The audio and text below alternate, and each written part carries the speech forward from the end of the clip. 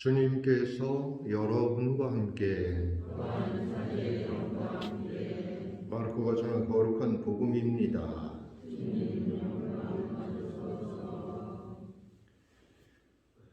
그때 예수님께서 호숫가에서 가르치기 시작하셨다. 너무 많은 군중이 모여들어 그분께서는 호수에 있는 배에 올라앉으시고 군중은 모두 호숫가 무태 그대로 있었다. 예수님께서 그들에게 많은 것을 비유로 가르치셨다. 그렇게 가르치면서 말씀하셨다. 자, 들어보아라. 씨 뿌린 사람이 씨를 뿌리러 나갔다. 그가 씨를 뿌리는데 어떤 것은 길에 떨어져 새들이 와서 먹어버렸다. 어떤 것은 흙이 많지 않은 돌밭에 떨어졌다. 흙이 깊지 않아 싹은 곧 돋아났지만 해가 솟아오르자 타고 말았다. 뿌리가 없어서 말라버린 것이다. 또 어떤 것은 가시덤불 속에 떨어졌는데 가시덤불이 자라면서 숨을 막아버려 열매를 맺지 못하였다. 그러나 어떤 것들은 좋은 땅에 떨어져 싹이 나고 자라서 열매를 맺었다. 그래야 어떤 것은 30배, 어떤 것은 60배, 어떤 것은 100배의 열매를 맺었다.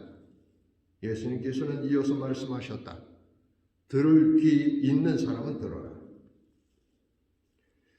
예수님께서 혼자 계실 때 그분 둘레에 있던 이들이 12 제자와 함께 비유의 뜻을 물었다. 예수님께서 그들에게 대답하셨다. 너희에게는 하나님 나라의 신비가 주어졌지만 저 바깥 사람에게는 모든 것이 그저 비유로만 다가간다. 보고 또 보아도 알아보지 못하고 듣고 또 들어도 깨닫지 못하여 저들이 돌아와 용서받는 일이 없게 하려는 것이다. 예수님께서 또 그들에게 말씀하셨다. 너희는 이 비유를 알아듣지 못하겠느냐? 그러면서 어떻게 모든 비유를 깨달을 수 있겠느냐? 씨 뿌리는 사람은 실상 말씀을 뿌리는 것이다. 말씀이 길에 뿌려지는 것은 이런 사람들을 두고 하는 말이다. 그들이 말씀을 들으면 곧바로 사탄이 와서 그들 안에 뿌려진 말씀을 앗아가버린다. 그리고 말씀이 돌밭에 뿌려지는 것은 이러한 사람들이다. 그들은 말씀을 들으면 곧 기쁘게 받는다. 그러나 그들에게 뿌리가 없어서 오래가지 못한다. 그래서 말씀 때문에 환난이나 박해가 일어나면 곧 걸려 넘어지고 만다. 말씀이 가시덤불 속에 뿌려지는 것은 또 다른 사람들이다. 이들은 말씀을 듣기는 하지만 세상 걱정과 재물의 유혹과 그 밖에 여러 가지 욕심이 들어가 그 말씀의 숨을 막아버려 열매를 맺지 못한다. 그러나 말씀이 좋은 땅에 뿌려진 것은 이러한 사람들이다.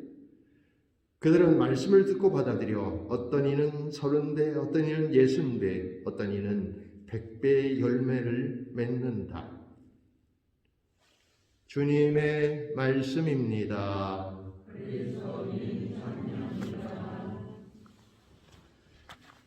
참 예수님, 그동안 예수님 제자들 얘기를 주일날도 하고 평일날도 하고 막 제자들 얘기만 많이 했었는데 오늘은 이제 드디어 비유를 이렇게 듣게 됩니다. 이제 비유를 들으면 사실 비유라고 하는 것 자체가 어떤 것을 빗대어서 이렇게 얘기를 하는 것인데 그 어떤 것이 어떤 것인지를 모르면 그 비유를 당연히 못 알아듣는 것이죠.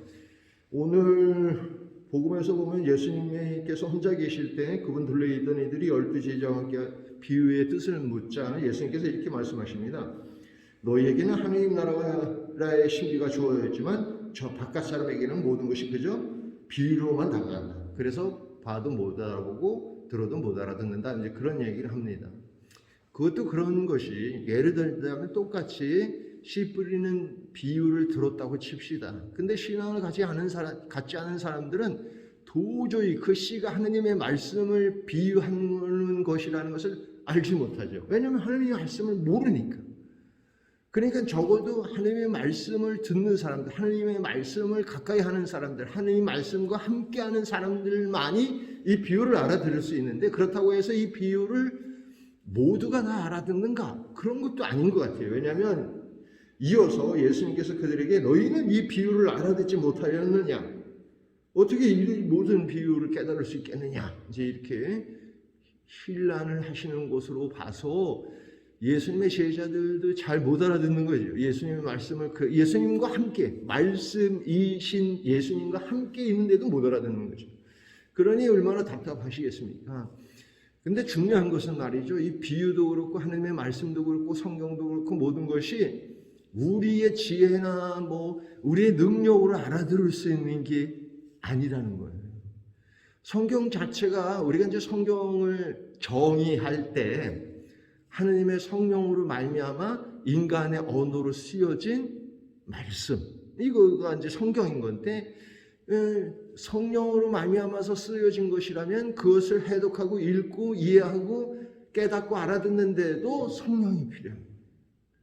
그러니까 우리가 실제로 이 비유를 제대로 알아듣기 위해서 필요한 선제 조건은 뭐냐면 바로 믿음인 거예요. 그 믿음이 있어야 성령께서 우리에게 오시는 것이고, 그 성령께서 우리에게 오셔서 내가 믿음이 없을 때는 전혀 알아보지 못하던 것들을 알아보게 되고 듣게 되고 깨닫게 되는 것이죠. 그래서 성령께서 모든 것을 우리를 인도해 주시고 알아듣게 해 주신 겁니다. 사실 오늘 복음은 제가 굳이 이렇게 무슨 사죽을 붙이는 것은 참 외람되잖아요. 왜냐하면 예수님께서 비유하시고 또 그거 해석까지 다 해주셨는데 내가 거기다 무슨 토를 달면 내가 예수님보다 낫다는 거야 뭐야, 그죠? 그러니까 사실은 좀 외람된 거지. 그런데 이제 이것을 이해하는 데 있어서 우리는 좀 더 이렇게 어쩌면 이게 이제 비유를 깨닫는 데는 성령의 도움이 필요하지만 그 깨달은 말씀들을 우리 삶 안에 적용시키는 데는 이렇게 지혜가 좀 필요하지 않은가 싶어요. 그러니까 여러분들에게 있어서 이 대목을 묵상할 때 혹시 여러분들이 돌밭일 수도 있고 길바닥일 수도 있고 가시덤불일 수도 있고 좋은 땅일 수도 있잖아요. 그런데 만약 여러분들이 좋은 땅이 아니라면 좋은 땅으로 바꿔야 될 거 아니에요. 계속 째려만 보고 있으니까 되게 부담스럽네. 저는 농사를 져본 적은 없습니다만은 사실은 이제 그 땅을 놀리면 말 그대로 이제 농사를 질 사람이 없어서 밭이었던 땅을 한 3년만 놀리면 어떻게 돼요? 그냥 완전히 그냥 다른 풀밭하고 똑같이 되잖아요. 그냥 그 밭인지 아닌지 모르잖아요. 여러분들이 세례를 받을 때는 예수님께서 그냥 싹 갈아엎어갖고 그냥 아주 좋은 밭으로 만들어 놨어. 그런데 지금 여러분들은 어떤 사람들만 좋아해갖고 사람들이 자꾸 왔다 갔다 해갖고 길바닥이 된 건 아닌가? 응? 또 그냥 내버려 두고 그냥 욕심만 부리고 그래서 가시덤불만 가득히 차 있는 건 아닌가? 이런 것들을 살펴보는 것이 필요한 거예요. 그러니까 본래 우리가 세례를 받았다고 하는 것은 이제 하느님으로부터 좋은 땅으로 개간되었다는 것을 의미하는데 그걸 우리가 잘 관리하고 있는가? 사실 하느님 말씀을 듣는데도 뭐 감흥이 없다. 요건 위험 신호예요. 그러니까 우리 자신을 살펴봐야 돼요. 내가 혹시 장알밭인가? 길바닥인가? 가시덤불인가? 좋은 밭인가? 그냥 내버려둬갖고 이게 밭도 아닌 게 길도 아닌 게 뭐 이렇게 된 거 아닌가? 항상 이렇게 살펴보셔야 되는 것이죠.